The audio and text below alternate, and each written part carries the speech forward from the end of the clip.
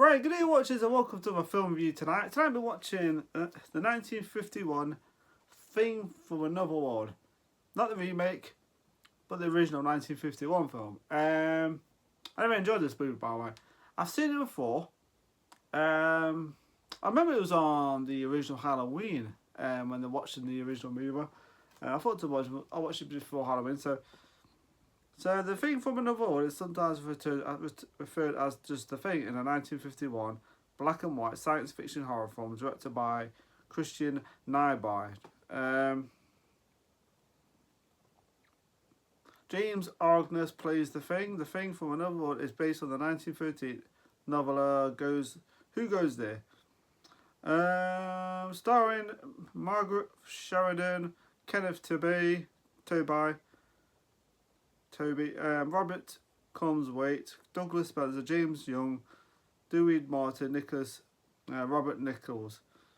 Released in 1951, 87 minutes, United States. Box office of 1.95 million.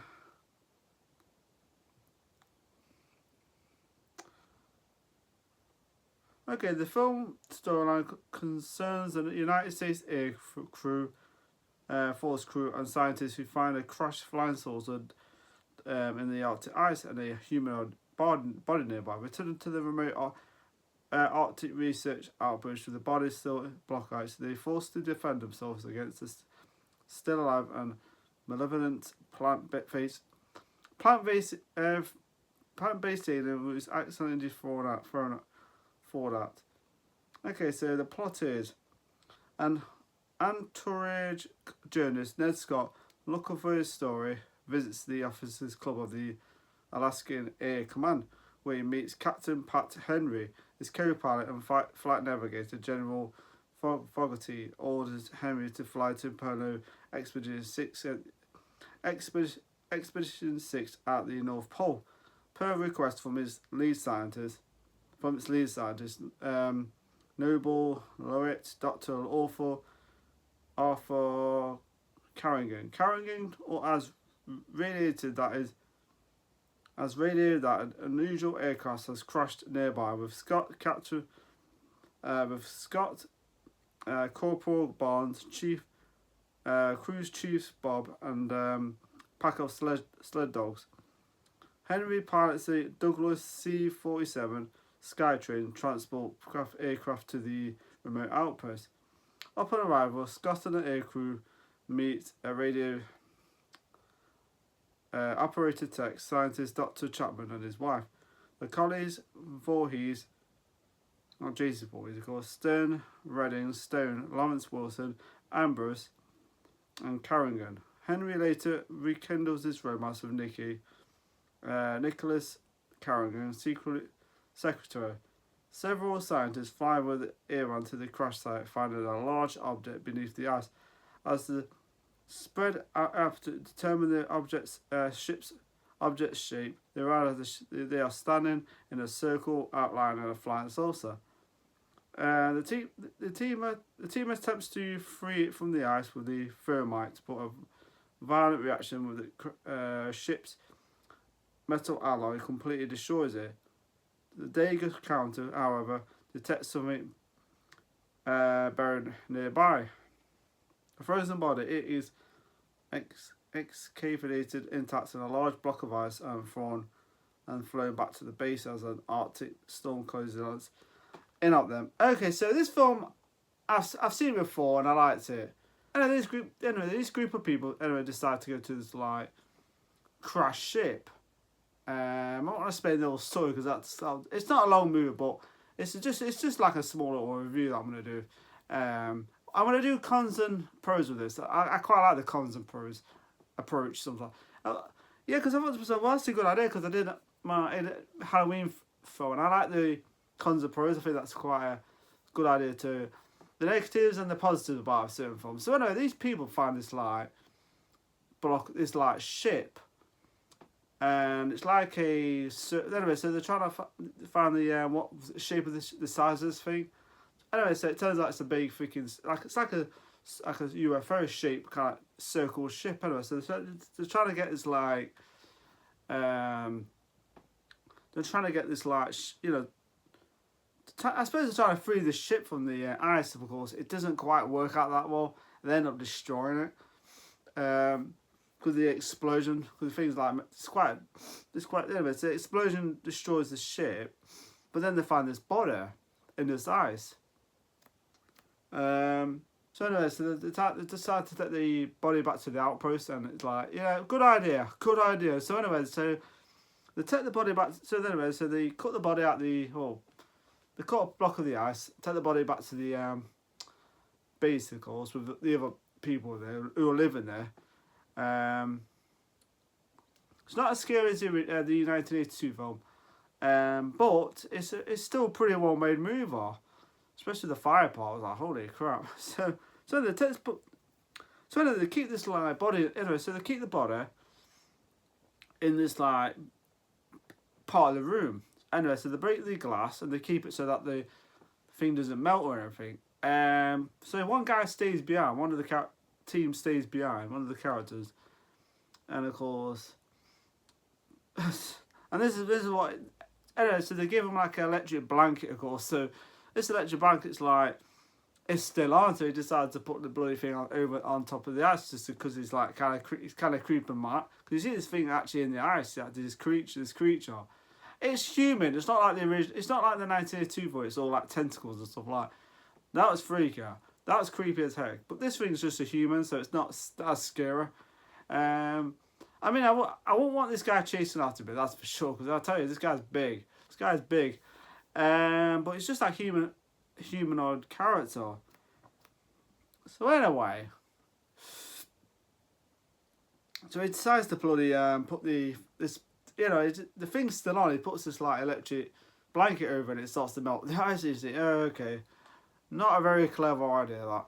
So this thing breaks that, attacks some of the sled dogs, kills some of them, and then it loses its armor somehow, I don't know. And then anyway, so there's a scientist in this movie who finds out, one of the characters in the movie, the scientist finds out that this thing is like a plant, because they find the arm and they do a bit of,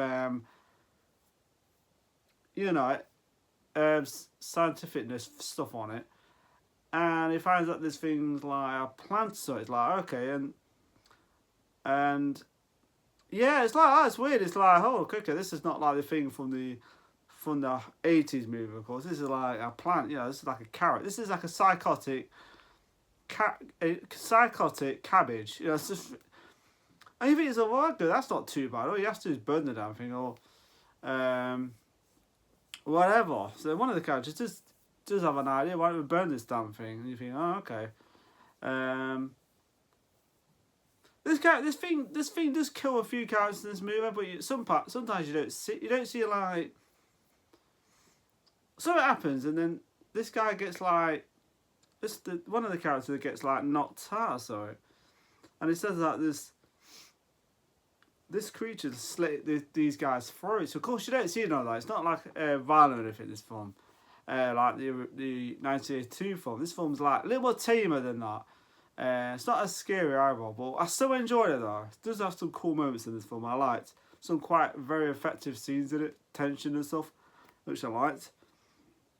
Because there's a part in the film where they decide to burn the damn thing, and that scene was quite impressive, the fire and everything. Because they're actually there in the scene where the fire starts up and where they set fire to the thing. The thing breaks through this door and they set fire to it.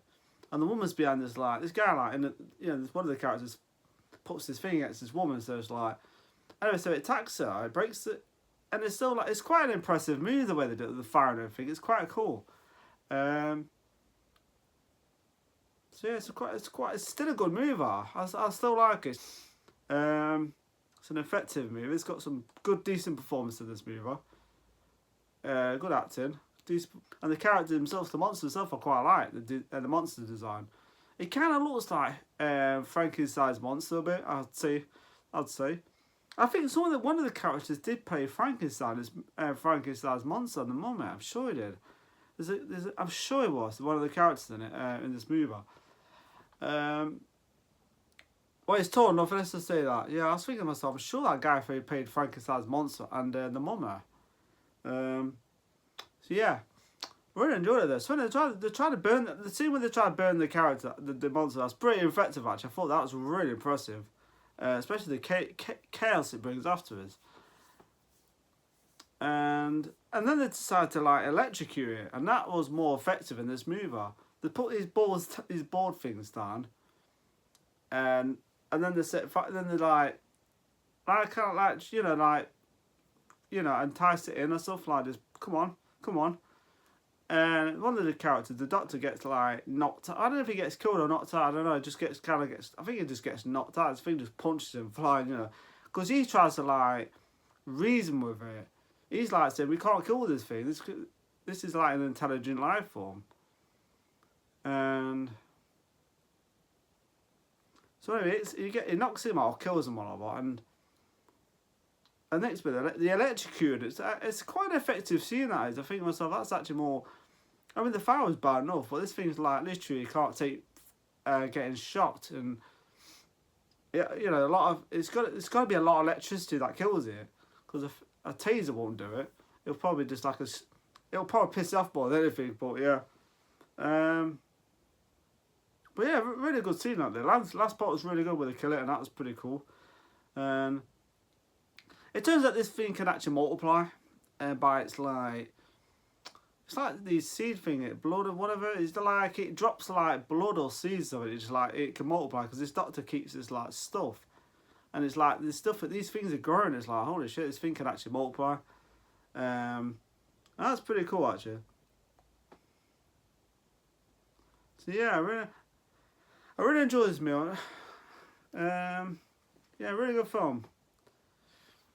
Like I said, the performances were good. Some of the effects were good. The fire, the way the monster was on fire and stuff. I thought the scene was pretty good. So yeah, finale was good. So yeah, Okay, pros and cons of this movie.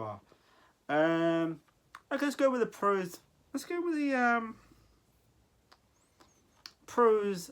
Let's go with the pros first. The performances are decent in it. They're like decent performances in this movie. It's a 1951 film, but the performances are still pretty good in this film.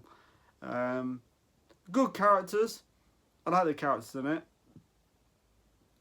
There's like proper men in this movie, if you know what I mean. It's like no teens or anything, just men. All men. And a woman, and two women, of course. The scene with the fire part, that scene was really good where they try to kill it with the fire. That was really effective. I like that. The fire and the finale with it, and then of course the finale I liked where they kill it.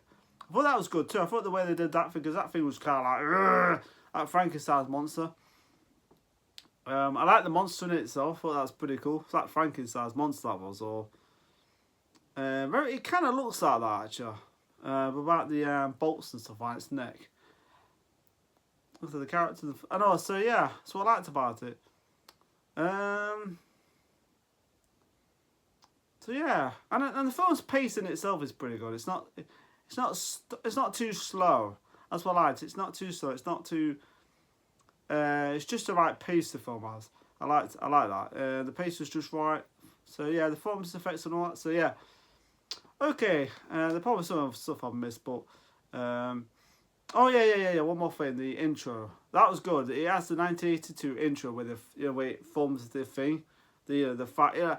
And I think they used the same way they did that with the burnt like paper and stuff. They just did that. I think that was really cool actually the way they did that. So yeah, that was really effective. That was. So yeah. good characters and all, so all that kind of stuff. So good characters and all that. So okay, so the cons. Okay, so let's get to the cons. You didn't see much of the ship in it, and it's not a massive problem. It's just a little bit of a. I would like to see what the ship looked like. You know what I mean? It would have been cool. I know it was circle. That's about it. In the remake, you actually see what the ship looks like. Well, most of it. Yeah. So yeah, but it's not a massive problem. It's just Okay, so what was the other thing I didn't? It's not as scary. It's not super scary. Which is not really a problem because not every film in the 50s is very terrifying. So there's like small things like that. I'm not really, it's not a massive problem. Just to find the odd con in it. So, but probably it's not super scary, but it does have some quite cool moments where the thing breaks through and it's on fire. That was pretty good. I like that the fire scene. So yeah. Apart from that, not a massive problem. Not like, but yeah, still a really well made film. I liked it. I guess I'm just trying to find the pros and cons, and it's like, it's just one of the films that just comes out. It's really well done. It's a really well done film though. It's really well done. Like I said, I've seen it before. I saw it like 6-7 years ago, and I liked it. Plant Man. He's a plant man from another world. Should call it the Plant Man from another world. That would have been quite something. So I give this. So the rating I give this film is a 3.5 out of 5. So before I go off, subscribe to my channel. Have a nice day. Have a nice week. Take care. Look, and enjoy my videos. Thank you for watching, and have a nice week. And take care of yourselves. Thank you much.